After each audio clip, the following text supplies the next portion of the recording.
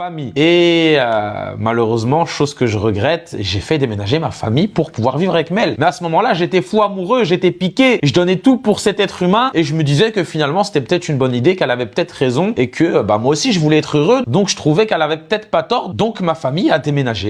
Ouais, je suis un gros fils de pute. Bon, du coup, elle arrive quelques jours plus tard, elle pose ses valises et ce qu'il faut savoir, les gars, c'est que ça se passe super mal. Elle reste environ 2 mois. Sur ces 2 mois, elle a dû partir et revenir au moins 10 fois et ça devenait de pire en pire. Elle était de plus en plus méchante, de plus en plus violente, que ça soit verbalement, physiquement, de plus en plus irrespectueuse, sous mon toit. En plus de ça, elle faisait vraiment rien du tout. Débarrasser une assiette, je l'ai jamais vu faire. Faire un lit, ramasser son propre maquillage, je l'ai jamais vu faire. Ça devenait vraiment pénible et je vais vous faire écouter encore une note vocale que je vous laisse découvrir directement. Il n'y a pas de spoil. Je suis désolée, tu manques de respect à mon temps que j'ai impliqué. Tu m'as manqué de respect, encore une fois, à mon temps, à mon emploi du temps. Donc juste, c'est dans ces moments-là. accepte la sagesse, d'accord? Prends exemple et ferme ta bouche. Donc là, encore une fois, elle était dans ma maison et elle m'embrouille parce qu'elle trouvait que je manquais de respect à son emploi du temps.